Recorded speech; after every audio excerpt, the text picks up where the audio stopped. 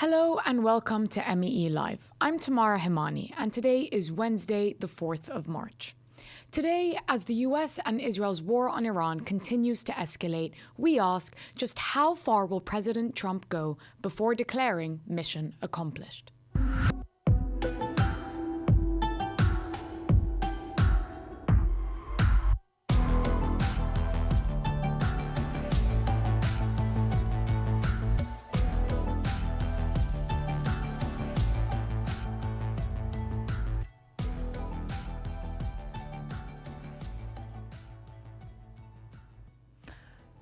On day 5 of the US-Israeli war with Iran, the conflict continues to escalate. US and Israeli bombing has killed an estimated nearly 1,000 people in Iran, while the country's government has widened its attacks on the Gulf region to include US embassies, energy facilities, and global shipping.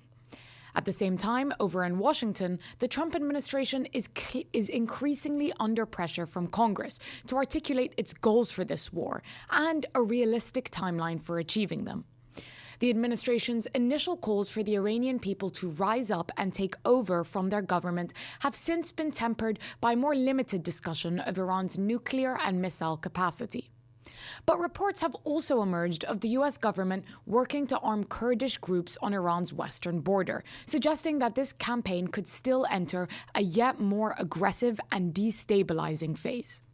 So today we are going to ask, how far is the US willing to go in Iran? And how realistic are its desired outcomes?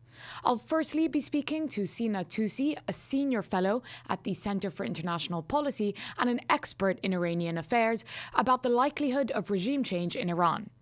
Afterward, I'll be speaking to Jasmine El-Jamal, an analyst and former advisor to the US State Department, about how this moment is viewed not just from Washington, but capital cities across the Gulf. Firstly, though, Sina Tusi is here. Hello, thank you for having me. Thanks so much for coming. Sina, I want to ask you, the US entered this war quite confidently, talking about the Iranian people taking control, about this being their time after generations. Recently, we've heard a bit more limited discussion of Iran's military capacity. Where do you think the US stands currently on the future of Iran's leadership and where they'd like to see it go? Yes, well, they've been pivoting and backtracking, and we've seen no signs of any uprising or protest movement. To the contrary, after, Ayatollah Khamenei, the supreme leader of Iran, was killed in the opening blow, by all accounts in his above-ground residence with his family. Since then, it is the base of the Islamic Republic and the supporters of Khamenei who have taken the streets, in the thousands, tens of thousands across Iran and many cities. And this has radicalized the base of the Islamic Republic. And even the Iranians who were happy or that Khamenei was killed, the opposition forces, people who, suffered under the repression of the Islamic Republic, even they, many of those people that I talk to and I see who are now seeing, their homes bombed, their cities bombed, their infrastructure bombed are now, they're not elated, they're not on the verge of engaging in some kind of uprising. They're afraid, they're scared, and the war is having an overall radicalizing effect on many, many Iranians. That's very interesting because, the divided reactions and trying to anticipate how the country's 92 million people will respond to these attacks has been a subject of debate. Now, Trump still seems to be considering that, he might be able to pull away certain factions in the government towards a more conciliatory position with the U.S. He himself noted, though, that might not be as easy as he thought. Let's just look at what he said in the White House yesterday.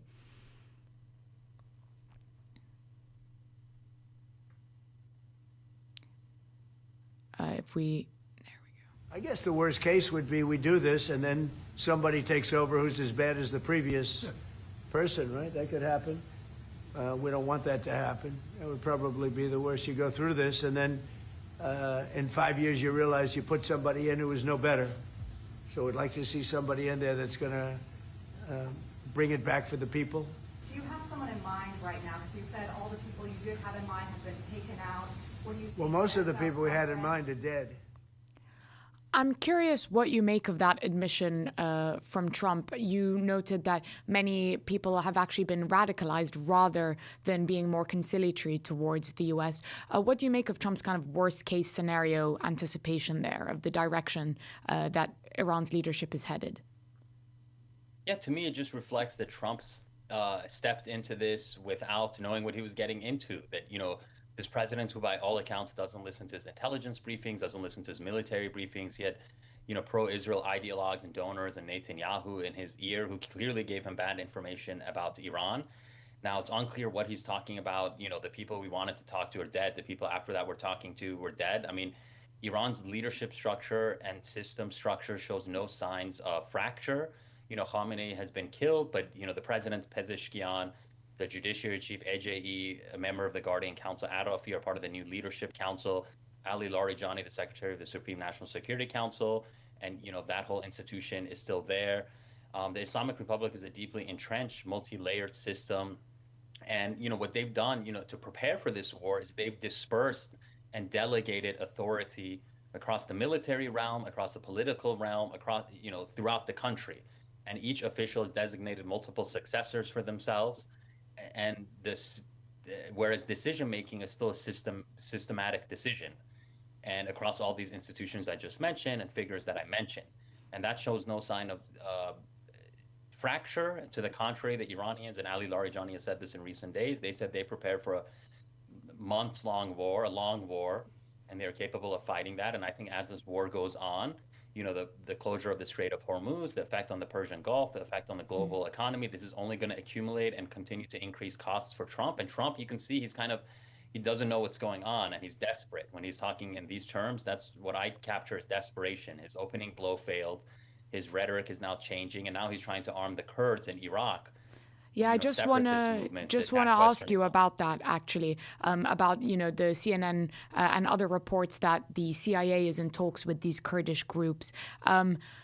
Do you see this as a realistic possibility that the Kurds act as some kind of local ground force in line with U.S. airstrikes that can kind of trigger a larger uprising? How do you see the feasibility of this potential operation?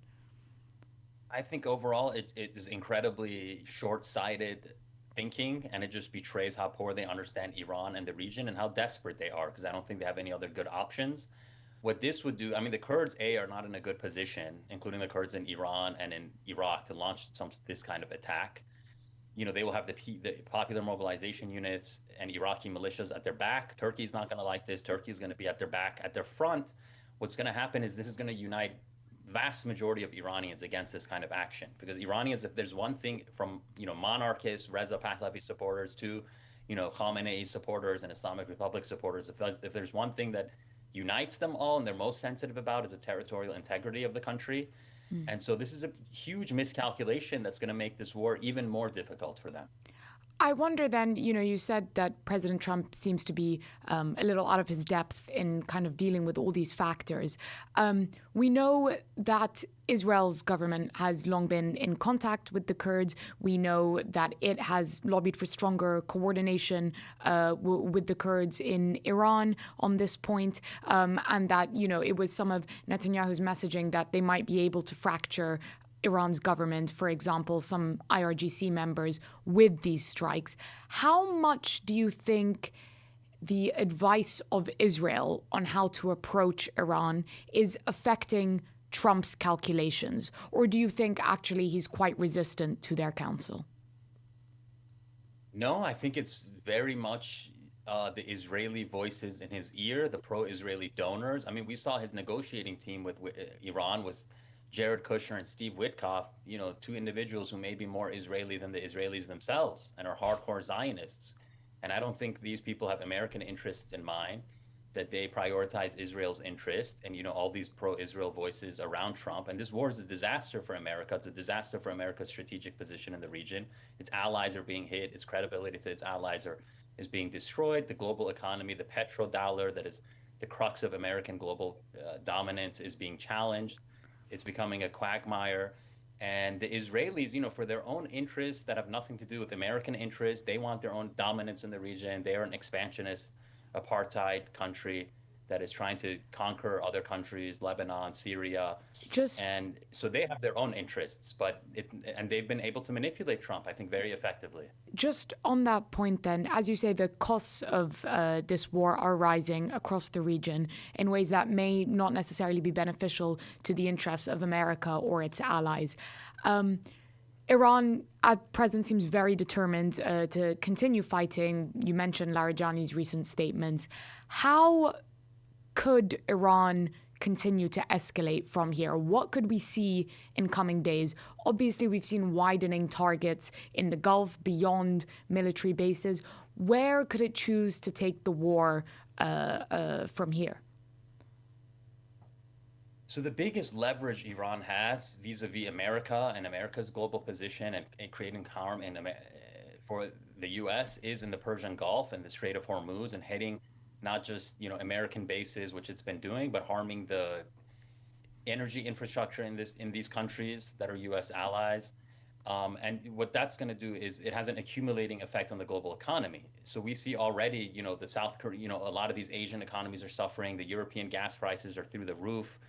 And so Iran can keep this up for a long time because even, Iran, its main means of fighting back are the ballistic missiles, cruise missiles, and the drones. Now, the missiles require launchers. And so these launchers are being hunted down. These launchers give off signatures that the U.S. can go hunt them down. But, it remains to be seen how long Iran can keep up these missile strikes on Israel and through this region. Up to now, they're keeping them up. And I think they prepared to, keep them up for many months. And we'll see, and that there's a game of the expensive interceptors versus those missiles. But the drones that are much more able to cause a lot of havoc in the Persian Gulf, they are much more likely able to fire them in perpetuity because they're very cheap. You can fire them off the back of a pickup truck and they can hit accurately. They can carry enough payloads to target critical infrastructure in the Gulf, from tankers to desalination plants, which may be next, to critical oil infrastructure. So Iran can inflict a lot more costs for the U.S. and its global position. And you don't think that has cost for Iran in terms of isolating itself regionally by taking such an aggressive response? Or you think in a question of survival, those questions can't be prioritized? Yeah, well, this is an existential war for Iran. Right now, we're just talking about how the Kurds are marching on Western Iran. And so this is a war to fracture the Iranian state, this country of 90 million people from the Caspian Sea to the Persian Gulf, led by Benjamin Netanyahu and Donald Trump, who don't have the interests of the Gulf states clearly in mind, who were opposed to this war. And I think, the Gulf states are in a very difficult position. It's not just that they export a lot of this energy, but they import their food. They don't have water. They have these desalination plants. So the pressure on the Gulf states is immense, and there is no military solution to Iran. So they're going to most likely, and there's already reports at this end, continuing to push for a diplomatic solution, and that's Iran's strategic goal, to increase the pressure on America to such an extent that it gets a favorable diplomatic settlement and ceasefire and end to this war. Do you see that as plausible, a diplomatic solution at this point? I mean, given the degradation of Iran's relations with mediators like Oman and Qatar at the moment, given Trump's kind of, very hawkish rhetoric about Iran, where do you see potential off-ramps for trying to contain and de-escalate the current conflict? Yeah, I think even if a diplomatic solution doesn't seem attainable right now, wars end, it's either in the destruction of one party or in a peace settlement. And I think it's unlikely that it's going to lead to a destruction of either party. So I think eventually a diplomatic solution will come to the fore. It could get a lot more ugly until then. But for now, I mean, Iran shows no signs of, and it's not clear what kind of peace is even being off. At the moment, Trump is even giving Iran an off-ramp. So I think, the point is to get Trump more to the off-ramp than get Iran to the off-ramp. If the off-ramp is, the collapse of the state in Iran, total infrastructure destruction, then Iran is obviously going to take a lot down with it in the region.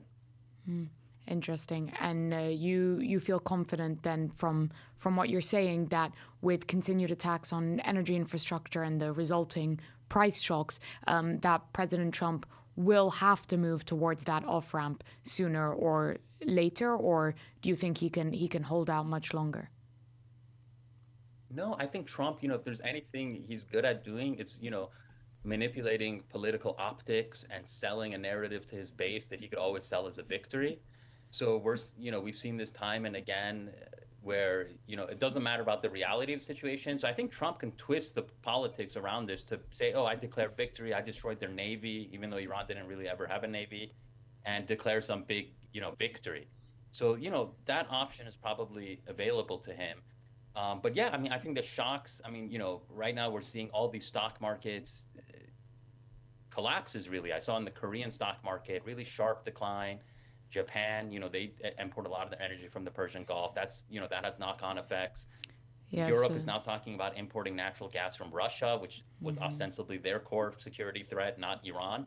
So I think these dynamics are huge.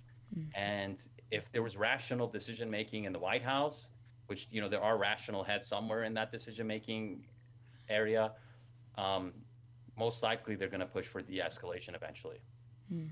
Yes, well, hoping that rational heads prevail. As you mentioned, a lot at stake here, and the economic effects could only worsen. Sina Tusi, thank you so much for speaking to MEE Live today. It's been a pleasure to get your insights and the view from Tehran. Despite Trump's strong messaging on Iran, his goals and projected timelines of the war remain vague and open-ended. Several Democrats entering last night's briefing emerged frustrated and confused with the administration's offered explanations. So, what is the Trump administration trying to achieve in Iran? And will its Gulf allies in the region continue to provide support for it to do so? Here to answer those questions is expert regional analyst and former advisor to the U.S. State Department, Jasmine Al-Jamal. Jasmine, the Trump administration has stated several different rationales for this war. Congressional Democrats don't seem to be happy with any of them as of yesterday's briefing. Do you think the administration knows what it wants to achieve here, or are these goals simply changing as the fighting goes on? Well, I was just watching a video that Senator Elizabeth Warren posted right after coming out of that classified briefing. And while she couldn't share specific details, of course, from the classified briefing, she said that she was very worried. She said, "I'm very worried, and you are right to be worried. The administration does not know what it's doing," basically was the summary of her post. So as you mentioned, Tamara, the justification for this war seemed to be being pieced together retroactively after the fact. It started out with, we're going to bomb this regime, and then we want the Iranian people to rise up and take over. So essentially regime change, which was stated by the president a few days ago, to now talking about a much more sustained, wide-ranging set of objectives. Everything from destroying Iran's navy that was added on sort of at the last minute, to its ballistic missile program, to making sure that they never have a nuclear weapon. So I think it's a fair assessment to say that the administration is scrambling to try to justify a war that essentially was illegal because there was no imminent threat to the United States, and trying to justify it to the American public. And as you mentioned, there's a set of sustained, very wide-ranging motives here with no clear timelines for when they might be achieved. President Trump seems determined to continue fighting, but it's not his capital cities which are directly in the line of fire. So I want to ask you, do you think his allies in the region, I'm thinking of the Gulf countries here, are on board with just how wide-ranging a mission this is? How are they viewing this conflict? Look, I mean, we're seeing slightly conflicting reports. Some are saying that the Gulf allies want this to end as quickly as possible. I've seen some reports with sources saying that in private, some Gulf allies are telling Trump to sort of finish it off. So I can't, we're not privy to those private conversations. What we do know, obviously, as you just stated, is that the Gulf is paying a very heavy price. They're extremely dismayed and angry at the Iranian regime for using them as targets, because they spent months telling Donald Trump, trying to get him to walk back from the brink and trying to get him to fully exhaust, diplomatic avenues, which he didn't. He left the negotiating table very abruptly and very soon. We know that negotiations on such complicated issues, especially when the two sides are so far apart, could take months, maybe sometimes even years. So they're very upset at how this is going. I mean, I can see that you're showing footage now. I mean, this is something that the Gulf really hasn't seen. It's very different from the last time Iran struck the U.S. military base in Qatar, because at that time it was choreographed. The Iranians, said in advance that we're going to strike this. We have to do it in order to save face. Qataris had plenty of notice. They shot it down, and it was a quick one-off. This is something completely different, and it's very scary for them. I wonder. Although I do have to say, Tamara, of course, that the Gulf's defensive capabilities have been operating extremely well at an extremely high rate, and they are able to shoot down most of those missiles. The people who have been killed so far have been killed from falling shrapnel, not necessarily from missiles being successful. It's a tragedy either way, of course. I'm interested in what you said there about the Gulf's role often being one of restraint and encouraging diplomatic paths for the Trump administration vis-a-vis Iran. We know that Iran's relations with very close mediators like Oman and Qatar have particularly suffered during this war. How do you see future possibilities for an off-ramp, for restarting of the diplomatic track, if some of Iran's closest mediators have been so, as you said, taken aback by their attacks in recent days? How do you see this then drawing to a close? Yeah, absolutely. Look, I mean, that's the million-dollar question here, is how do you declare victory at this point? When are you able to declare victory? So if you've been looking at some of the statements coming out of the Defense Secretary, Pete Hegseth, he's speaking in very aggressive, very bombastic language. He just said, we're just starting, we're just beginning, essentially.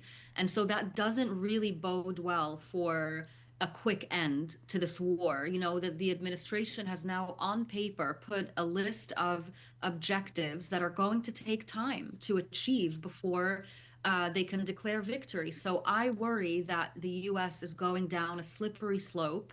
We're seeing now reports also that they may be arming Kurdish actors, non-state actors inside Iran, which I mean is horrifying to hear. I just want to ask, of the risks. You obviously have extensive experience in the Middle East, in the Defense Department. What was your reaction when you heard that the U.S. government could potentially be arming Kurdish groups on Iran's border?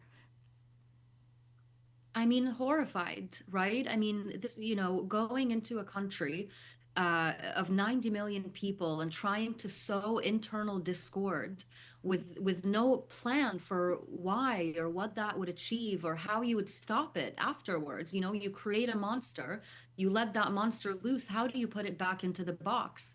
So it's extremely concerning to me to see those reports, and extremely concerning to me to not be hearing anything out of the Defense Secretary or the Chairman of the Joint Chiefs of Staff that talks about winding down the war. And the Pete Hegseth mentioned this explicitly. He said, we're not going to tell you our plans because then that would be advertising them to the enemy. Yes, agreed. But also, even in the classified briefings, apparently, there has been no sufficient plan, so much so that these senators are posting videos talking about how worried they are. Wow, yeah, which is clearly a very desperate measure trying to draw attention to this. We know that, leading up to the war, the chairman of the Joint Chiefs of Staff, Dan Kane, had warned about munitions stockpiles, about missile interceptors, had warned we don't know what kind of a scenario overthrowing this government might then create in the country. Trump doesn't seem to have heeded those warnings very closely. If not his top brass, who do we think then Trump is listening to, either within the administration, outside of the administration, that is kind of guiding, restraining, advising him on this? Where are these ideas and influences coming from? We can only guess and surmise who's saying what to him. We know certainly that the Israeli Prime Minister, Benjamin Netanyahu, who's had the objective of regime change at the top of his list for years, many years, certainly since I worked at the Pentagon in 2008. We know that he has been pushing the president. We've heard reports, Israeli media reports, detailing the pressure campaign. Now, of course, we can't completely take agency away from the president. He's the one who made the decision in the end, but heavily influenced by the Israeli prime minister, who seems to be really, out of the two countries that are engaged in this war, the one with a very clear objective that aligns with Israeli security interests in his mind. We know that the Gulf countries are probably, at least some of them, telling Trump to exercise restraint. They don't want to see their economies, whether everything from tourism to energy infrastructure, all of that is under threat right now. The Europeans publicly are divided on the issue. We don't know what they're saying privately, but you have countries like Spain basically talking about the illegality of this war, all the way to Germany on the opposite end of the spectrum, basically saying international law doesn't matter. We need to just do what's right, and being very supportive of the president.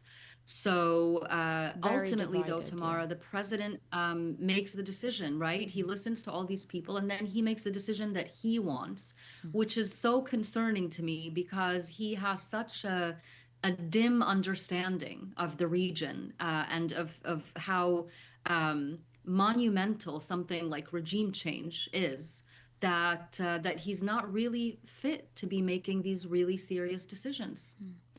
I wonder then, when we talk about the US government taking these serious decisions and we talk about some of the long-term damage that could be done to its alliances in the region, we've heard some interesting commentary, particularly in one video clip that went viral the other day from a Saudi analyst about US behavior in the region. If we just take a quick look at that now. نوع من العتب الخليجي على الحليف أو الشريك، إذا وصفناه بدقة، الشريك الأمريكي الذي يركز على أمن إسرائيل واستقرار إسرائيل وسكان إسرائيل دون الاهتمام بالجوانب الدفاعية في دول الخليج العربية التي تتعرض اليوم لاستهدافات إيرانية.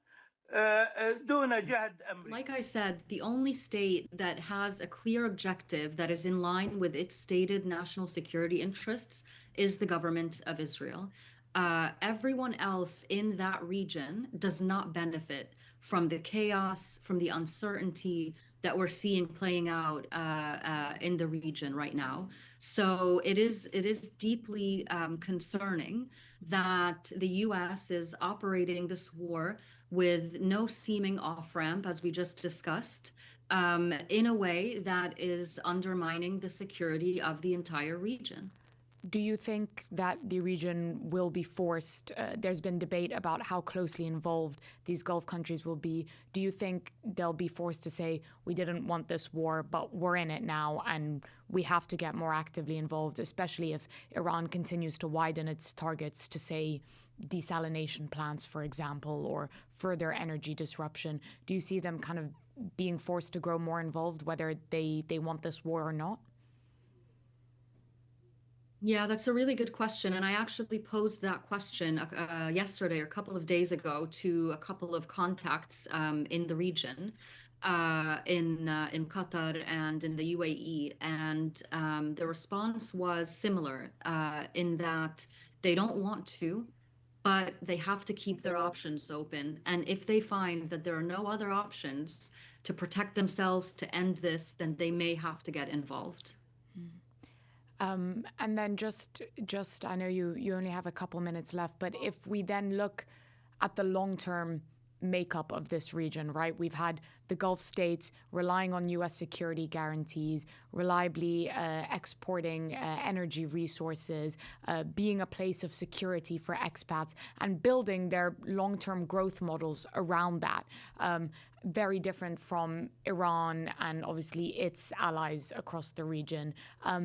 How do you see this war as affecting that model? Do you think this will have lasting, long-term impact on the Gulf region and how they've designed their political models so far? Do you think this will extend beyond the duration of this war? Yeah, I mean, that's a good question. I guess it really would depend on how the rest of this war plays out. If the situation in Iran ends up being that the regime is still in place, that they still pose some kind of threat theoretically to the region, I think people having now seen what that looks like in practice when that threat is operationalized will have a much different view of the Gulf in terms of being a safe, secure region if there's that specter of threat constantly hanging around. I was just speaking yesterday to someone in Dubai who's Egyptian, and they were asking me, should I go back to Egypt? Is this safe? And so people are starting to ask themselves these kinds of questions.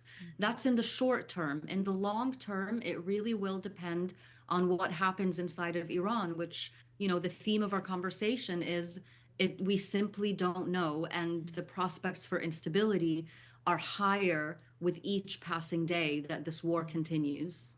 So I presume you imagine things will continue to escalate before we see an off-ramp as I Iran. think so, yes. As Iran. And I suppose that also means a widening of targets across the region. Yes, that's right. It also could mean further activation by Iran of its proxies across the region, and then you have a subsequent, tit for tat retaliation. If something happens to U.S. troops stationed in the region, they will continue to escalate their attacks, and it just goes from there. So, really worried, I have to say. I mean, I don't generally like to have such a pessimistic outlook, but it's really concerning. And one, to your question, Tamara, doesn't know who the adult in the room is with the president telling him to wrap this up quickly. Yeah, that's extremely, extremely concerning. As you mentioned, there's still so much that could continue to spiral and to escalate in this conflict. Jasmine, thank you so much for speaking to MEE Live today. It's been a pleasure to have you on, and we hope to be speaking to you again soon, hopefully under more hopeful circumstances. Thank you so much. Always a pleasure. For today, that is all we have time for. But before we lose you, we want to hear from you. Please send in your thoughts and questions to @MiddleEastEye on any social platform or email meelive@middleeasteye.net. We'll be here at 5 p.m. GMT, which is noon in New York, every Tuesday and Thursday. We'll see you then.